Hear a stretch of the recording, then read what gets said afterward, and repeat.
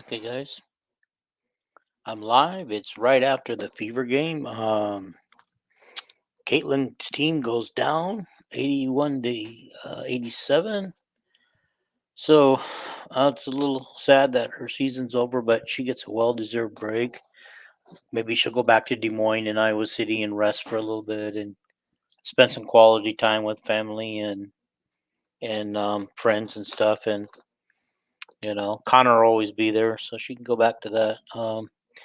But before I get started tonight, you can see I'm by myself. Pray for Paul. He's buckling down and getting ready for a hurricane, a Category 4 hurricane, I guess to make landfall tomorrow there in Florida. So keep your thoughts and prayers for Paul. Right now, guys, if you haven't already, hit the like button while you're here, hit the subscribe button, leave some comments, and do share this with all your buddies. Let's let everybody know that we are here. We are here, and we're just as good as any other podcast out there.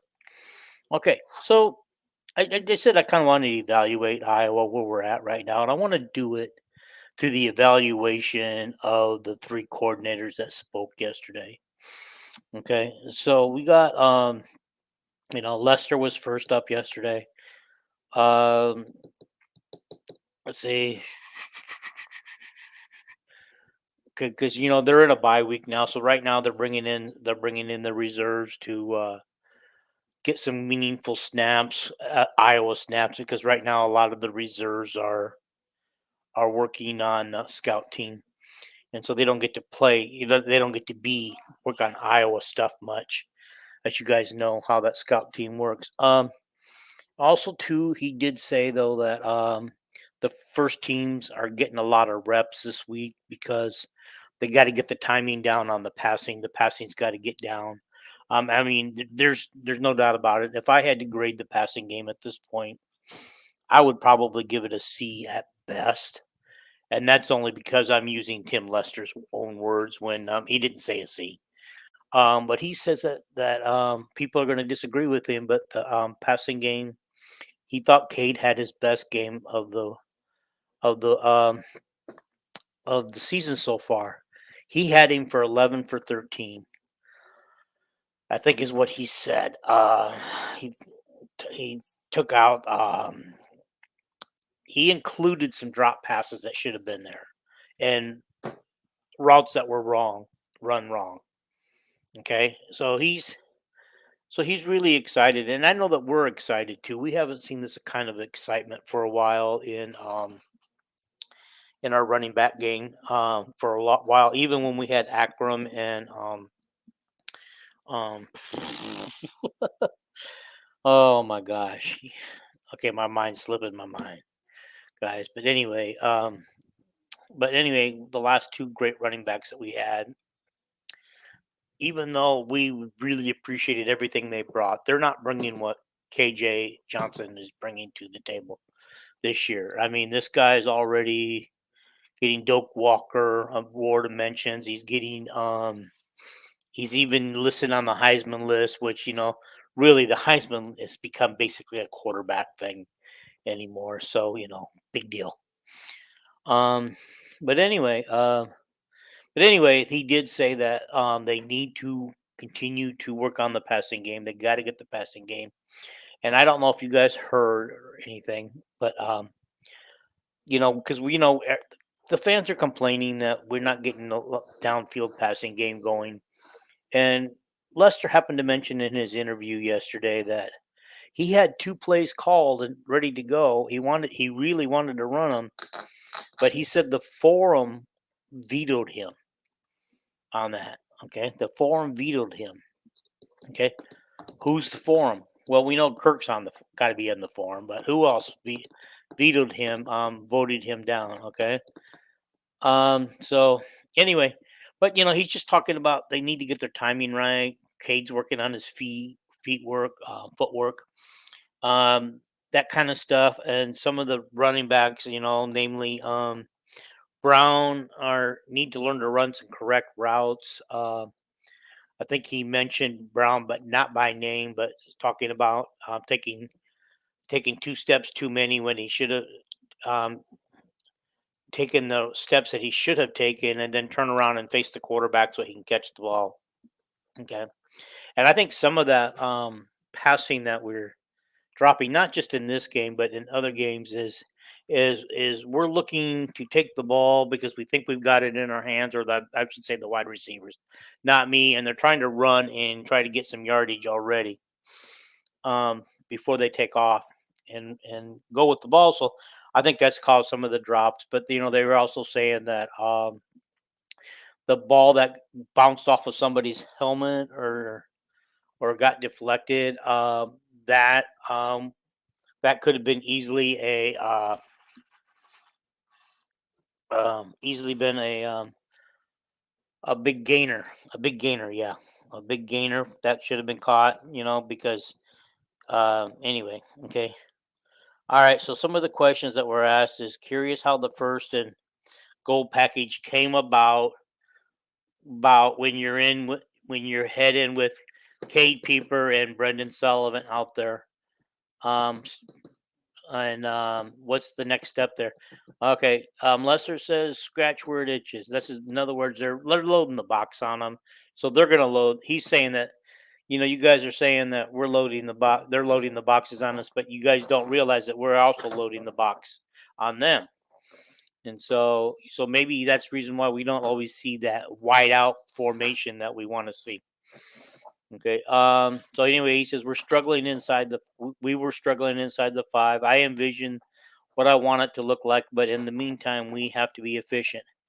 Adding a running QB is going to help, and there will be another iteration, but right now it's a matter of what's going to be. When Sully scored, Cade was the first one celebrating with him. Guys they want to get better. They want to enjoy the different things we do. They want to be better. Doesn't mean it's over.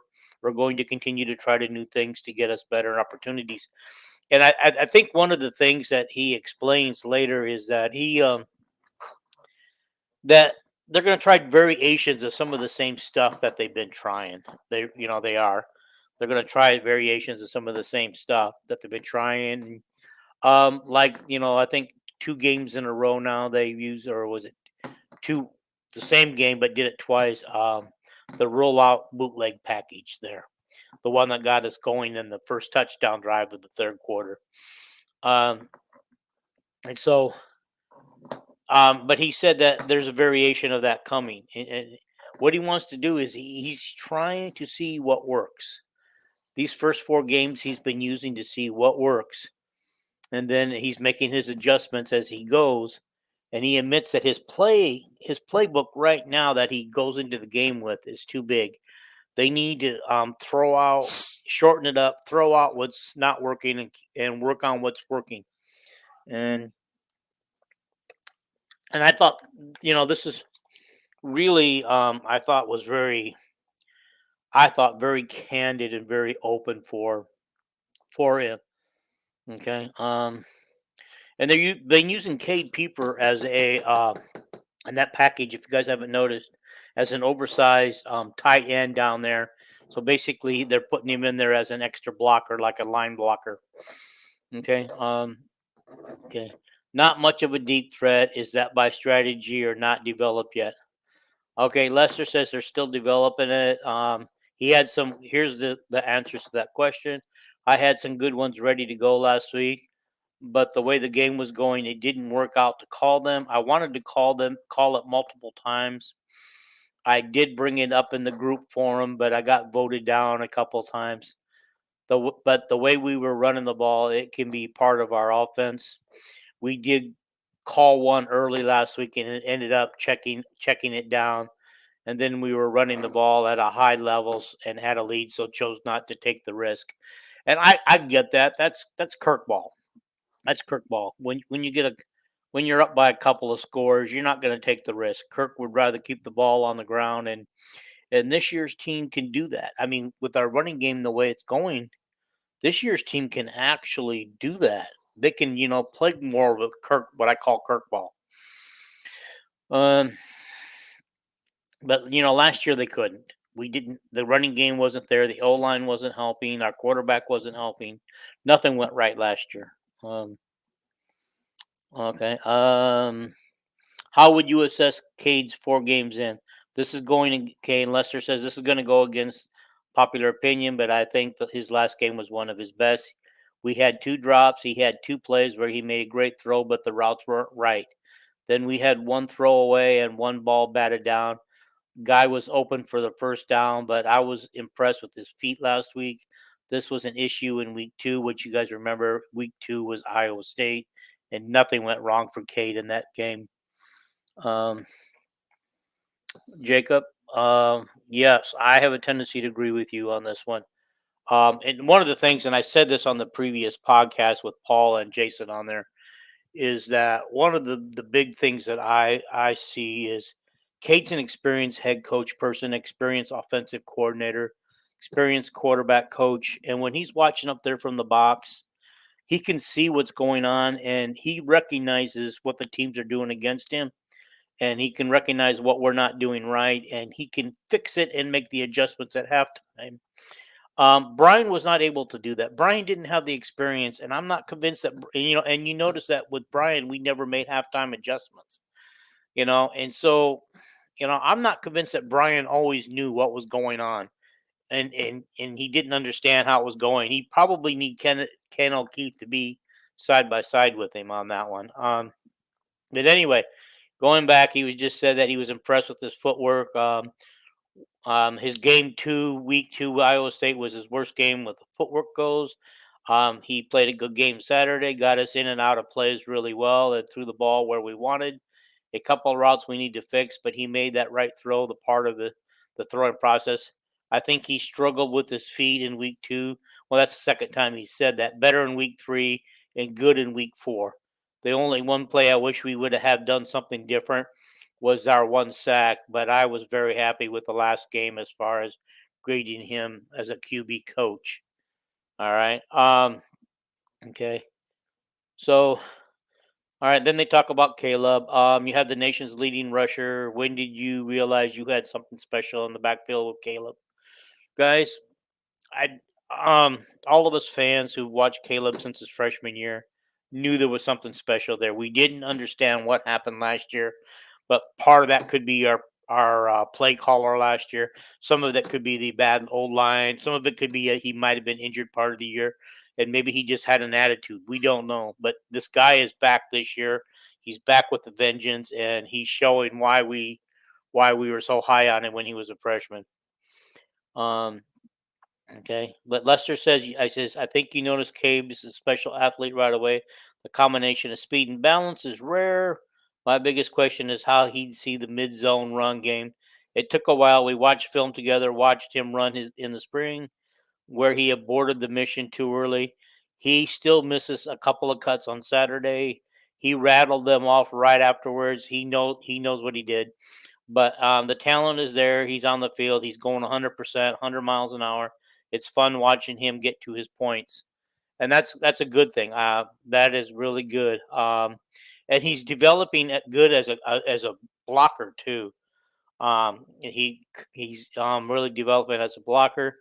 They talked about feeling things out with the passing game with the new pieces in place. As you guys know, we're not getting much out of Caleb Brown right now at all. I think he's had 2 targets this year, and he's caught one and he dropped one, and the other one he ran the wrong route, so the ball never got thrown to him. And that's the one last week where that happened early in the game, and he never got off. He never got off the bench again. That was the only time he was in the game. And so I guess they were saying he ran a diagonal wrong way, and it made Kate upset. So I guess if you make your quarterback upset, you don't get to play. But he's comparing our quarterbacks kind of like Kirk Cousins, because he recruited Kirk Cousins at one time, and so they watch the film of the Packers and the Rams, and kind of see, because they're kind of running similar stuff, and they want to see how they do it, and that's not too bad. But when you can see these gifted NFL players run the plays that are designed for you guys to run, I mean, that's pretty cool, because I mean, who else in college when you think about it, is going to run some of this pro stuff, and it should only help us get more people into the NFL. And I hope that this helps us.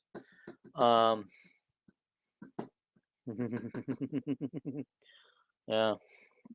Um, is Howard the Ohio State quarterback? Help me out there, Casey. Um, you know, Ohio State has played 3 easy teams, but they're still considered the best team in the Big Ten, and they are also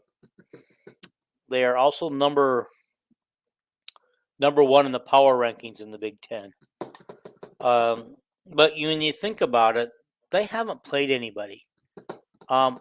It was pointed out in a podcast. I'm not going to name the name of the podcaster that I watched. That Ohio State's the only team that hasn't played a Power 5 team this year.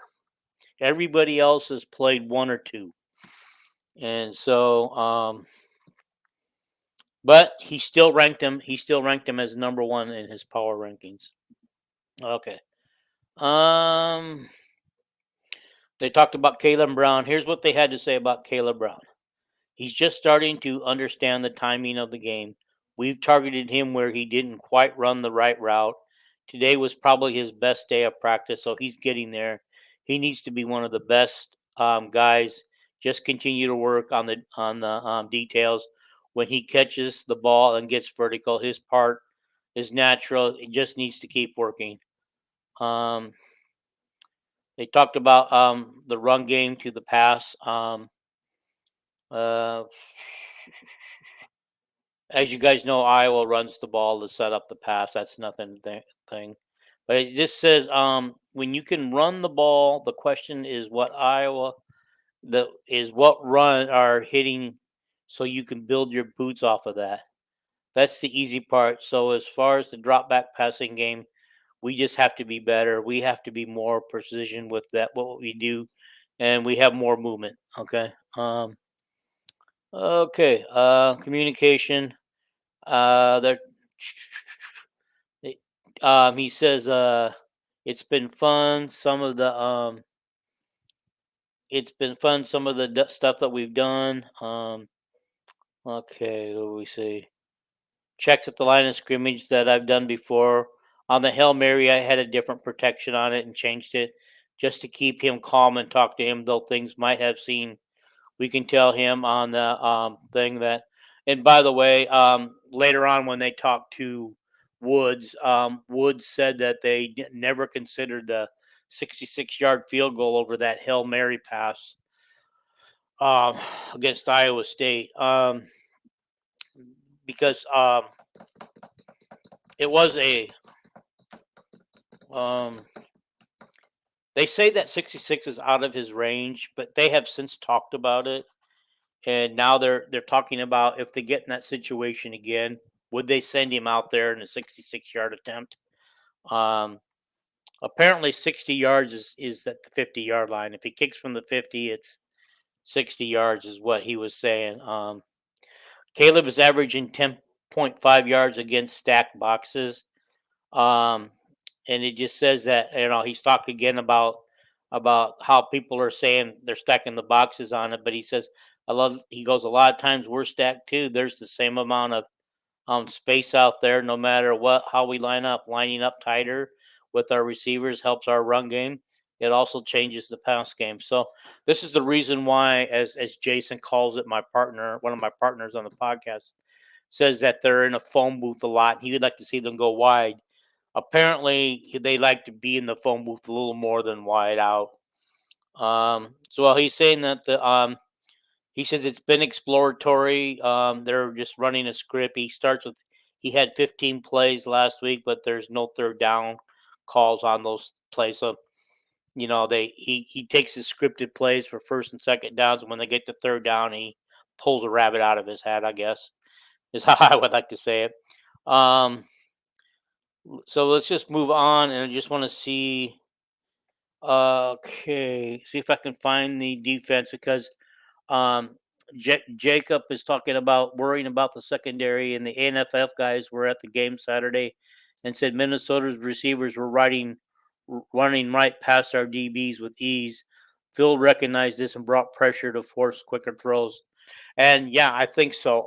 And that's what Iowa State did to us. And Minnesota was trying to do to us, but I knew that once Iowa State did it and did it successfully, everybody's going to try. You guys had to see that coming. That everybody's going to try. Let's see if I can find the defense. What he had to say. Um, where? Okay, here's Phil Parker. Okay, all right.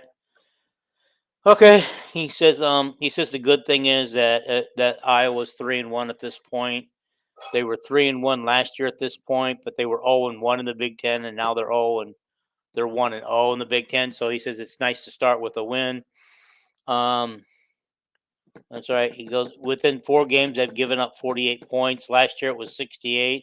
So that's improvements. That's improvement so far on points per game, points per possession, and yards are all player per better. Are better, but giving up more passing yards, more explosive plays. There's a multitude of things we can do better, and I think our third downs have been better. Takeaways +4, which are improvement. We're working on that, and took some stuff from Virginia Tech that we're using. He considers an explosive play 25 yards or more. Now there's also big plays like a run. A run is 15 yards and a pass is 20 yards. He wants to eliminate that. Another person figured out, I heard tonight, that of all the yards they've given up like 1,091 yards in 4 games, I believe. And 43% of those yards that we gave up this year were on the 7 big plays. And you guys all know what the 7 big plays are in the game that were given up. Okay. And it appears that Deshaun Lee's taking over for um, TJ Hall. God, I don't know why when I look at this, I see something different sometimes. But Phil thinks they're all pretty equal. They all deserve playing time, and some of the younger guys are showing that they deserve to be out there. And Xavier left the game against Iowa State, and we've seen more of Cone Ettinger. What would you like to see more from Xavier? I think it depends on what they're doing. I believe it's a 4-3 that Iowa's been running most of the time, and Xavier's usually on the sidelines for the 4-3. But yeah, you guys are right. We need to work on that deep passing the ball. We need to, it's just like, honestly, outside of that last 5 minutes of the second quarter against Minnesota, I don't think our defense played that bad. But the one thing that bothers me, but it works for Iowa, it has worked for years, it's gotten us in, 9-10 wins a year, 8-9-10, is that we're always giving space to the other team's receivers. When we're covered tight, our receivers are covered tight, we're backing off and giving the guys the space and then coming up and tackling them. The problem that we've seen with some of the with Iowa State and what we perceived in Minnesota is we're catching our DBs back there, not looking in the right spot. They're running right past our DBs, and by the time they get past the DBs, the quarterback is just dropping a beautiful throw into their hands and just out racing us to the end zone. Fortunately for Minnesota, they didn't have any explosive play like that took them to a touchdown. They just methodically worked their way downfield and on those last 2 drives of the fourth quarter, second quarter. I mean, fortunately, Lester and company and Phil and company, they all came up with some adjustments and some tweaks that seemed to work. They seem to be trying to pass rush more against Minnesota, which like said that it forced them to throw quicker, and when you throw quicker, your throws aren't going to be as accurate. I think that quarterback, he kind of had his way with Iowa. in the second quarter. But I think Iowa showed him why they were one of the best defenses in the country. And I know our numbers aren't going to show it right now, guys, but they will. They will. I believe Iowa is. I can't remember how high they are, like 15th or something in rushing right now. Um, but they're passing. Both the passing defense and the passing offense are in the hundreds. And so I have to go look that up. I was going to look that up before I went on, but I wanted to hurry up and get on here before you guys went to bed. And then, of course, LeVar Woods gets on there and he talks about how, um, you know, Dakin's had one of his best games so far, averaging 51 yards a punt on Saturday. Okay. But I didn't realize this. I think, where did I see this? I saw this somewhere, but the USC punter is averaging like 54 yards a punt or 53 yards a punt or something like that. I believe Dakin is averaging for the season around 49. And so he's not, where the USC punter is, but I think you give him time, work on the hang time. And he was interviewed in somebody's podcast last week. And he came out after that interview and, that could have been a distraction, interviewing on a Wednesday night in a podcast, having to play a game on Saturday. But it wasn't. It wasn't in. He had his best game, and let's just hope that Dakin keeps getting better, guys. Getting better because punting has been our best weapon. And it's so nice to see that our running game is coming around finally, and our punting game doesn't look like it's going to fall off much. Weegen is he's doing an okay job. I mean, he's definitely not. He's not Cooper. He's not Cooper in the punt return. But it's too bad that we can't get him to break one because I'm pulling for the guy to break one, and and he finally caught a real pass, and I believe he caught the longest pass of the season so far, a 33-yarder. So he's out of all the receivers, he's got the longest caught pass of the year, and so we just need to see some better passing. I think, once we start seeing that passing a little more, we might see a little more balance. I know that Kirk would like to see a little more balance. He's already admitted he wants to see more balance. So, yeah, he'd like to see a little more balanced passing thing. But, if Johnson can keep running like this, then we only need to throw when we have to. We only need to throw when we have to. We don't have to, throw, or we can just throw when we want to.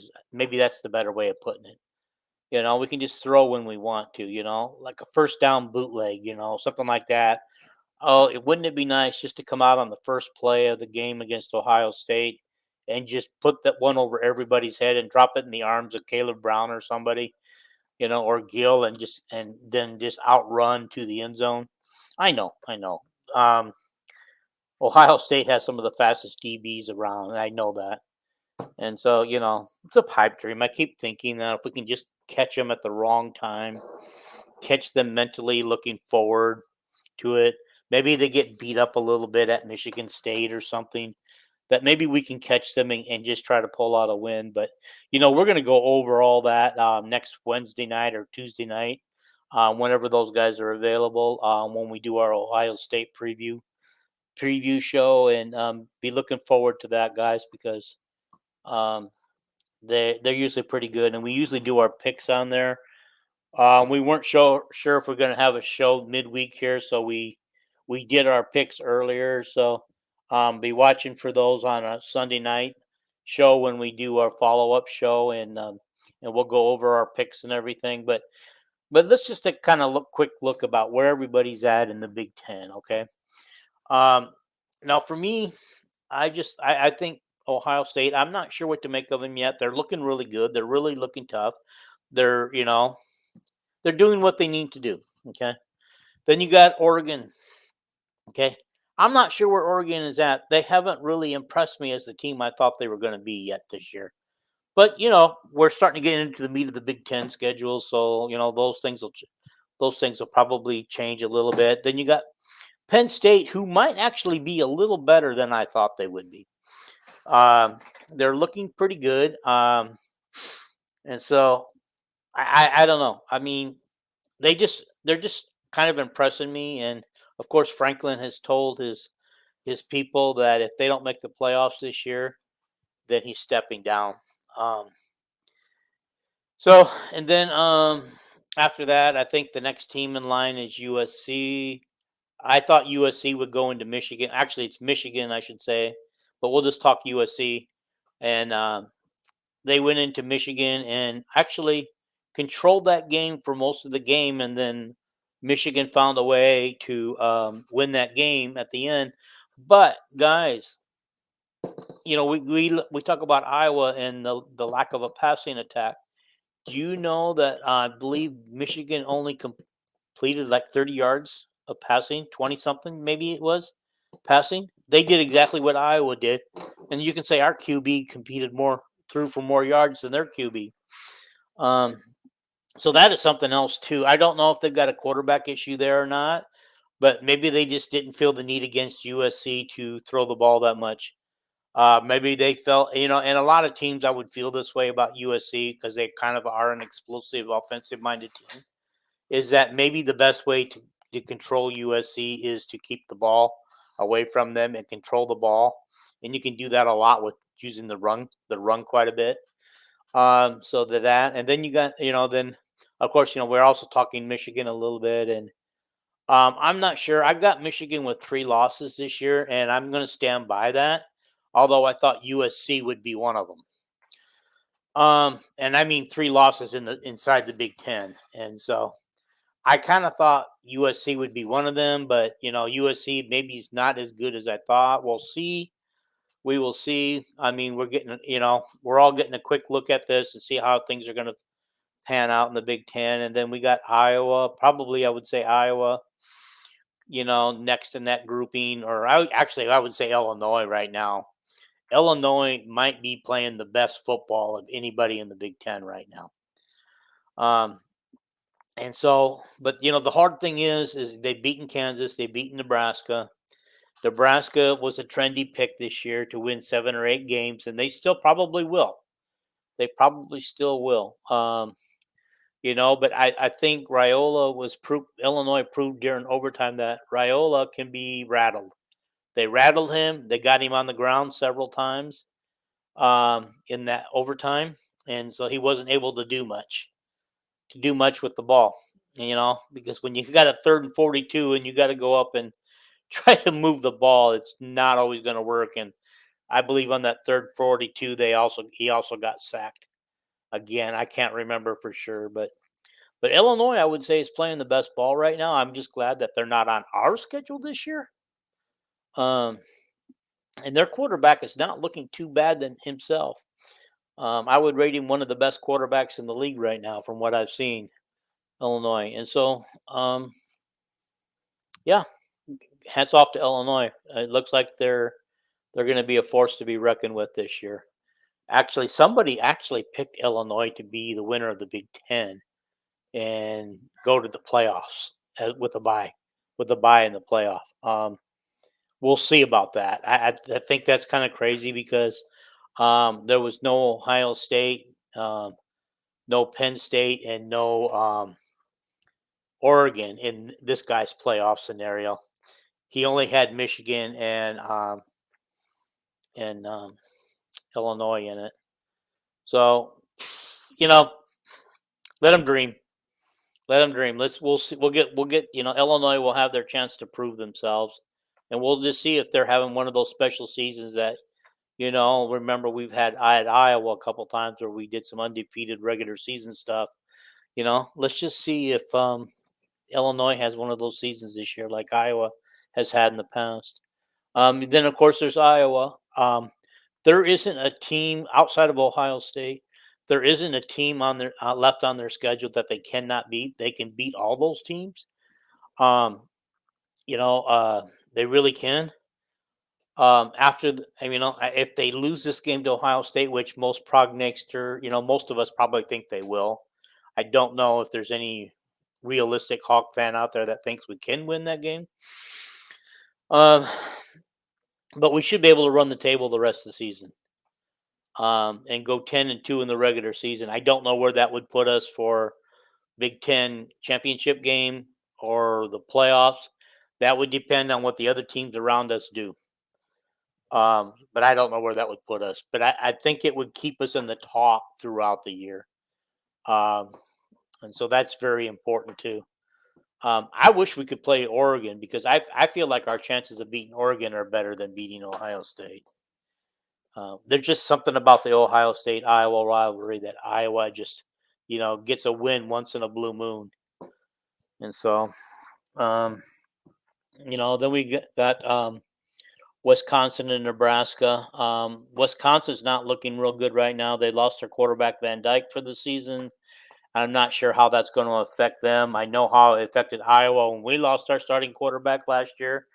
Even though we won every game with him in there except in the regular season, except for the Minnesota game, was the only game we actually lost with our QB last year in regular season. Of course, he led us to a couple of really poor bowl and Big Ten title championship game. He kind of led us to nothing. Couldn't move the ball. Okay, and then I think then we can just kind of you got Rutgers and Maryland in there. I think Maryland. I think we can beat them, but I think they're going to be scary because of Brian Ferentz and I think the way he's allowed to be on the field, and I think he might be able to get those guys up for the game and everything. So, but Maryland and Rutgers would probably come in my next tier, and don't want to forget Indiana in there somewhere. Indiana's in that tier of teams, and I'll just call them the mid-tier teams from about number 5 or 6 right down through about 10. The team, and then you got the Purdue's, the UCLA, Washington. I think all those teams are going to struggle to have winning records by the end of the season. Trying to remember who else: Purdue, UCLA, Northwestern. Honestly, they're using a quarterback who's not producing right now. And I'm beginning to wonder if Sullivan thinks he should have stayed at Northwestern, that he might be starting now for them. But however, that's neither here nor there. But yeah, so those are some of the teams I think are looking toward the bottom of the team. I gave you my mid-tier teams and my bottom-tier teams and my top teams.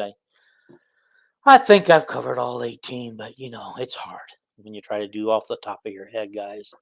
But I just really wanted to, but even though Jason and Paul couldn't join me tonight, and there is an off week anyway, and some of the podcast people are taking an off week this week, along with the Iowa Hawkeyes, I wanted to keep this going. I wanted to keep this out in front of you guys, and so I appreciate the few of you who are watching live and the few comments that you guys have done. Please, if you haven't already subscribed, please do it. And hit the like button, and please share this in all your Hawkeye groups that you're a member of on Facebook, or send it to your Hawkeye friends, directly. And like I always say, I like to have fun with the Iowa State fans and the Husker fans, and I say just send it to them too. And why not a Gopher fan? Why not a Gopher fan? Send it to them too. We might as well just have a little fun with them too. Anyway, guys, I think this is about as long as I can carry the show by myself. This show would easily go well over an hour if the other two guys were here tonight, and hopefully they'll be back Sunday night. If not, I'm going to try to get some guest people come on Sunday night, and we'll have a little fun with them, because this, you guys got my opinion, you guys got what I thought, but honestly, this show works better.